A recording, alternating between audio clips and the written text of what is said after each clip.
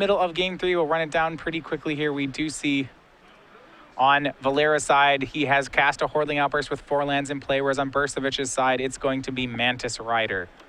Valera at 20, now 17. Austin down to 16. Plays his 4th land, which is Shivan Reef, and passes back.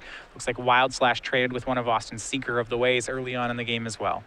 And Hordeling Outburst is such a breaker in these kind of matchups because there's so much 1-for-1 removal in decks like Jeskai Aggro that if they don't have something like Arc Lightning, it's very hard to wade your way through to cards like Hordeling Outburst. And one of the reasons that Red-White is so powerful is its ability to play cards like Chain to the Rocks, and Brandon has one of those. Chain to the Rocks takes care of Mantis Rider, chains him onto that mountain, deals 3 to Austin. Austin goes down to 13, but no follow-up play from Brandon, so there is hope yet as we go back over to Bursavich's side. Yeah, there was an option there for Brandon to either play Stormbreath Dragon or to remove the Mantis Rider from the table. Decided to get Mantis Rider off the table. Same for you, Austin at 13. We'll see if he can get another threat on the board. A lot of times these matchups do tend to be races, but for Austin, he will just pass back the turn. No threat here. 3 more creatures coming across. Austin, though, lying in wait. This is going to be Raise the Alarm. 2 soldiers. Or actually, it's going to be Obzon Advantage. My mistake. Whoa. This is out of the sideboard. This is so destroy target enchantment and bolster 1. Now, it doesn't stack the way that he does not actually get to bolster onto the Mantis Rider, so Brandon does get to Lightning Strike it down before Austin blocks. Still not bad to have it there.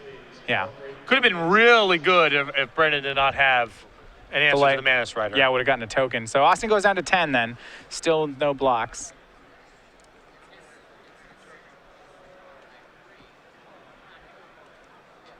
And we are back on, looks like on Bursavich's side. And his play for the turn is going to be Bramaz, King of Oreskos. Go back over to Valera. And you can see Valera was sort of trying to be patient there with the Stormbreath Dragon. Did not want to get in a spot where the Stormbreath got hit with Stoke the Flames or some answer that turn. This is a really good window here for Brandon to deploy one of his 5s. Stormbreath Dragon, Sarkhan, they're all very good right now.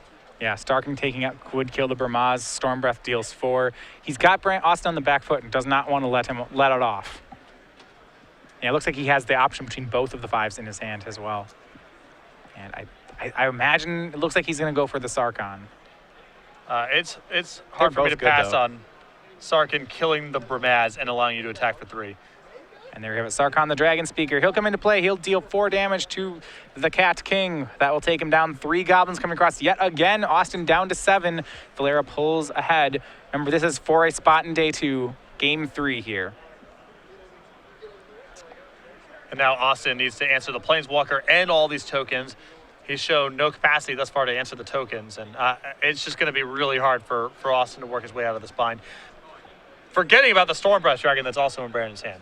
Yeah, we see Austin's been kept on 4 lands for most of the game. It has not stopped him from deploying threats. He's had both a Mantis Rider and a Bramaz, as well as a Seeker of the Way earlier on in the game. But Brandon has been able to respond in kind with removal. We see Wild Slash, Chain to the Rocks, Lightning Strike, Sarkhan, all being played.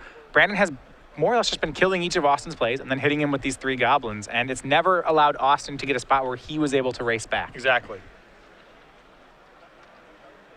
We go back over to Brandon's turn. Still has the Stormbreath in hand. Draw for turn is a Red-White Temple.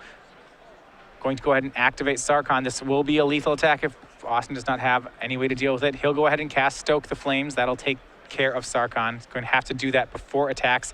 And now Brandon should just have the Stormbreath Dragon.